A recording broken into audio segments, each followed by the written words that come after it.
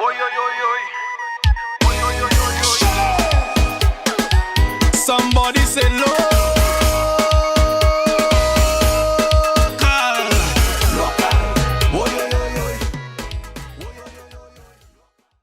To all the family, friends and fans of DAsportsVYBEZ, we're here for another great gentleman in Dominica Sports, Mr. Lenny Andre, cricket, football, Saints, national team.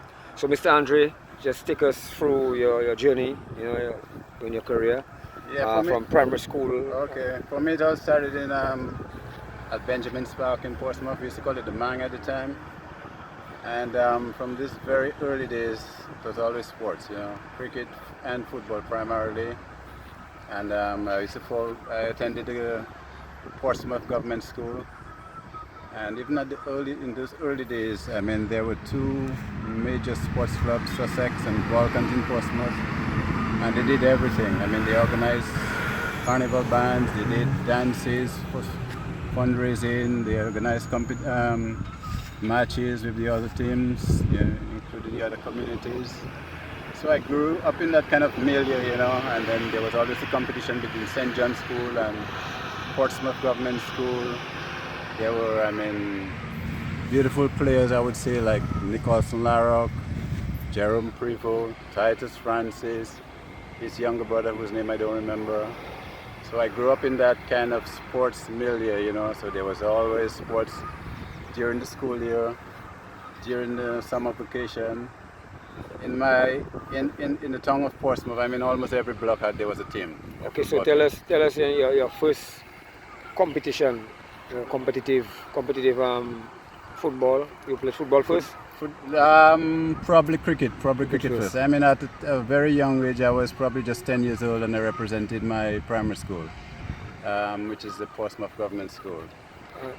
Otherwise, I would play regularly in neighborhood competitions, friendly matches basically, but we play against teams from different sections of the town, whether it was Zikak, whether it was Lago, whether it was the south end of Borough Square against the Jetty Boys, or there was just so many teams, Okay, and then in terms of football? In terms of football, most of these were football, The thing about the Benjamin's Park at the time, it was not well drained. So any significant shower would just make it unplayable for cricket. So I think to some extent that lended itself to us playing probably more football. Yeah, so whenever there was a big shower, there was waterlogged, and the typical thing of the day was slide tackling, So you had to learn to slide tackle and get away from slide tackling, learn to evade slide tackles by slightly lobbing the ball when the tackle was coming in, etc. Okay, so now you, from primary school, go to secondary school? Yeah, so I transferred to the grammar school in about 1970 or 71, thereabout. But I already had three brothers at the grammar school already. And even before I arrived at school, surprisingly, some of the students who were not from Portsmouth knew about me because they said my brother talked about me. I myself knew about other players like Spraggs Benoit. My brothers were big fans of Spraggs Benoit and Harlem football team. To the extent also in terms of cricket, I was at the stage where even when Dominica played cricket, I would have my own scorecard. So as the game went along, I would score, and so I was familiar with fellows like Kentish, Joe Kentish that is, Vincent Elwin, Irvin, and Ben John, and all the whole mix. Okay, so you said you're raised in Portsmouth? Yeah, just attended up to primary school, up to secondary school. So after I spent 1 year at secondary school, my family transferred to Roseau. So we are in the Lindo Park now. Yes. You're raised in that area also? Yeah, my family's residence is just about 2 or 3 streets above here. Okay. Mm-hmm. You can probably even see it, on your picture. Okay, so you're in grammar school now, and there's a school league. There's school football league. Yes, good. Within the school itself, there was the house competition. There were 4 houses. Durbin, Skinner, BJ, and Jipini. So at grammar school, I just smiled into that whole competitive environment, you know, because it was far more better organized. From the house competition, you graduated to representing the school. I remember when I came to grammar school, you know, I met up with guys like Ronald Lander, who later represent the youth team. Franklin Dunford, I don't think you may not know him much about him, but he's the younger nickname. Koya. Okay. He's the younger brother of Fox and Wiwi, you know. So we were classmates and teammates at the same time. What house were you in? Daubeny. Yeah. Okay, so upon entering grammar school, at what point did you make the school team? The school cricket team, probably not until I was about in third form, right, for the under 15, both cricket and football. Yeah. So for football, same time you made a football team, and at the same time 3 years, at least third form. Yeah, third form. Okay, so take us through, let's say cricket first. Take us through cricket tournament, your first cricket tournament in grammar school. First cricket was a school's tournament, and I remember we played against Goodwill Primary School, we played against SMA, we played against boys' school as well. Yeah, so I represented the school as a keeper and opening batsman at the same time. And how did that? I do not recall the result. You know, if I'm not mistaken, I think Goodwill School probably won that competition, because I clearly remember, and with some notes, that when we played against Goodwill Primary School, we did not do very well in the batting, and then one or two guys were late, and the headmaster, Mr. Goff, called us into school after the school assembly, and he literally caned the guys for not doing as good enough a job as we ought to have done. Wow. Okay, and football? Football, yeah, it's about the same time. I remember the school's competition which we won. We played again, I think we played against boys' school in the final, and I remember Courtney Challenger being the goalkeeper for boys' school, yeah. So that was probably my first school and competition in which we were victorious. And what position did you play at that time? If not that time, I played either midfield or inside right or outside right. Yeah. Okay. So now you going for grammar school, and then after, at what point did you make any youth national team? No, there were no youth national teams at the time. I think in about 1973, probably, there was a major under 16 competition, and Dominica Grammar School had filed 2 teams. I am not sure who won that competition, but I know I played on the junior of these 2 teams. It was an under 16 competition, I think. Yeah, but I played together with Andy Carter, was the goalkeeper of that team. Tennis Andy Carter? Tennis Andy Carter, okay. Yeah. He also played for the school senior level as well. All right. I remember Reed Linton, the brother of Lennox Linton. I think Dr. Pascal played, Bernard Warty. Ronald Lander may have played in the senior of the 2 teams. Okay, yeah. Now let's go to club football in Windsor Park. In Windsor Park, well, at the time I left grammar school, I was just about 15, probably just before my 16th birthday. As soon as I left, I remember Kelvin Phillip coming to my home and with a registration thing, and literally tell me I have to play for Saints, and I didn't object because the team that I had followed up till then was Halcyon football, but Halcyon something had happened, and Halcyon didn't really take part after probably 75 or 76. Yeah, but actually I'd even represented Halcyon already. In the year, I think that the competition never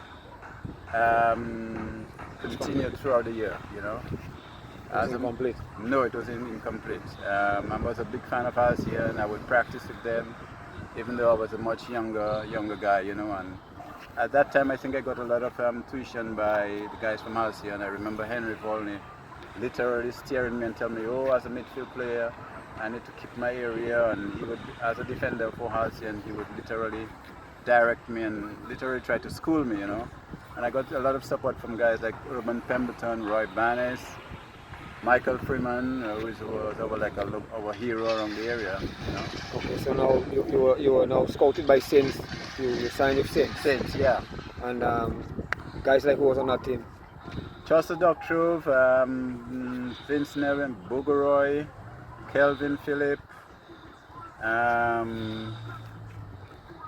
I think Dorian was still on the team. You know, Dorian Simpson, who played for the national team, was still on the team. Okay. And that's like around what? 70 what? 76? Yeah, no, not even 76 yet. 70, maybe 75. Yeah, maybe early 76. Okay. Yeah. Okay, so can you remember your first game with Saints? Yes, I can remember my first game. I actually suffered a dislocated elbow, thanks to my good friend Ciso. But yeah, but I continued playing throughout the season. As a matter of fact, even on that day, I was told, without confirmation, that I was selected to play on the national youth team. And because of that injury, they substitute somebody whose name I wouldn't mention in my place, you know. Okay. So so you're with the Saints now, and there's deliberation in terms of championships. With Saints and championship, how much championship they won?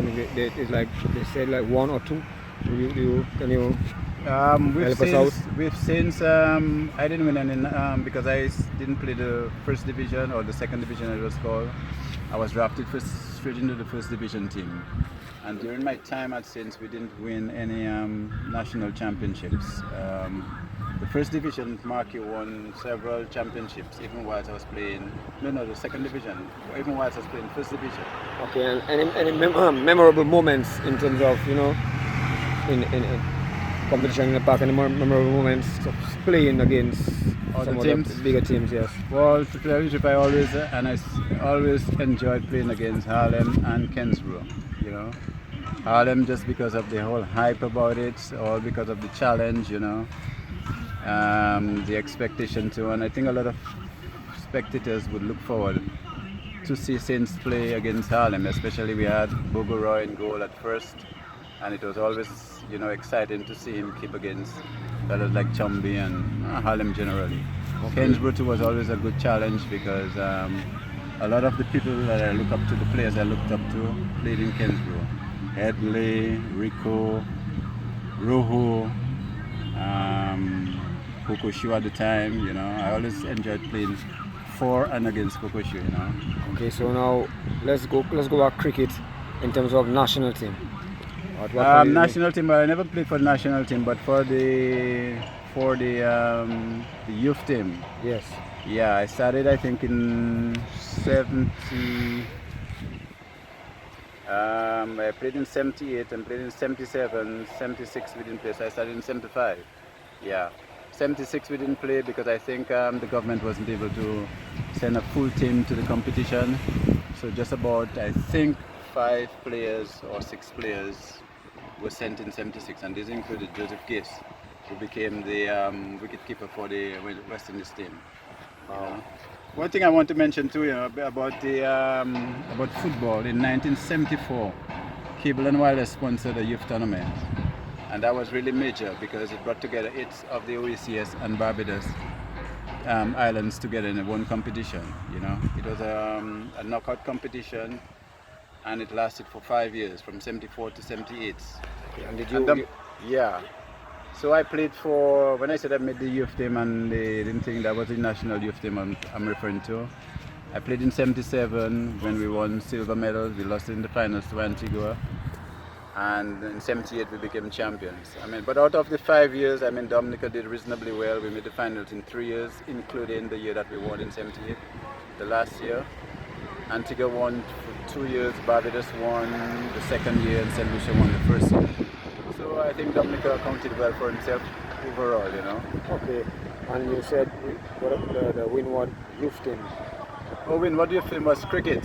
Yeah, I played for the national youth team in 75, 77 and 78. Played for the Windwards in 78, yeah.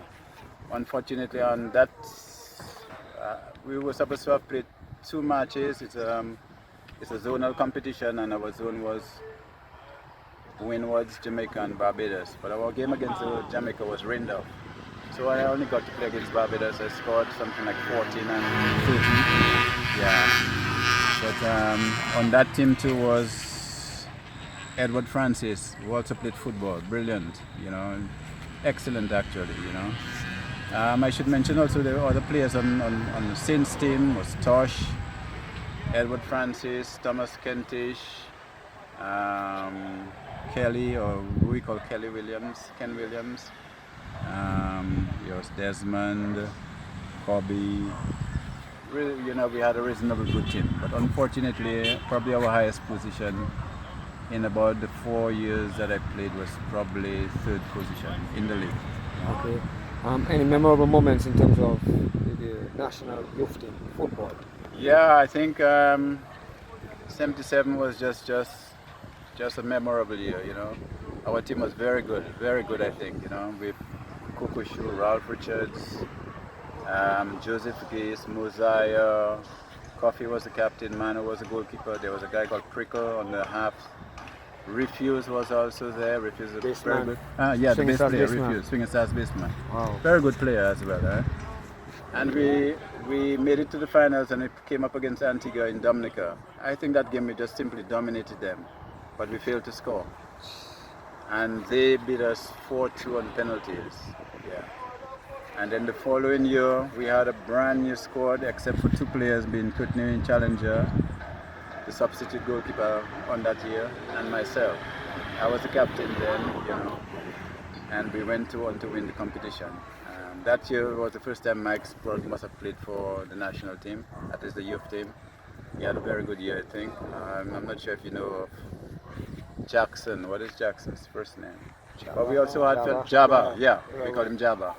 Then we also had fellas like Stout, Charlie is Tuse, I think, Julu, Derek Green, Panman, and myself. We played midfield, and on the front we had Mike's, we had Arthur Mesmer, who was a Saints player as well, and we had Bernard Joseph, he's an electronics radio technician, and Daniel Luge as well. Yeah. So that was Daniel Luge, the PAL rep for Goodwill. Yeah. Okay, so in terms of, like back then in your time, like the sports right now, what is your take, in terms of, the Well, I think we have probably fallen backwards, especially in terms of physical infrastructure. I think the construction of the Windsor Park Stadium, cricket stadium, I think, dealt a severe blow to sports within the cityscape, because all of a sudden what was primarily a community field was no longer. Not just that, but there was also tech wing, I mean, even on regular days when there was a DFA match, you would have games on the side of the field, small goal and little thing. Guys would be playing basketball, girls netball, people would also be using the technical wing, and all of a sudden there was no more, So I think that is what probably accounts for almost the aridity of sports within the Roseau area.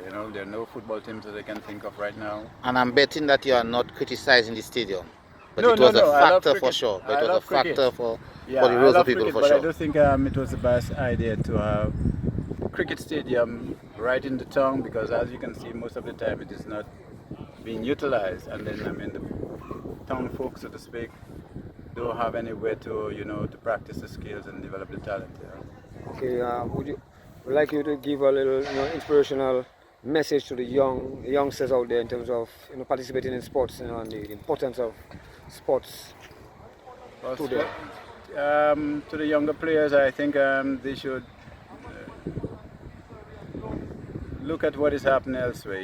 Look at what sports can do to the individual. Look at what can do in terms of developing your potential to grow as an individual. Look at what sports can do in terms of giving you educational opportunities.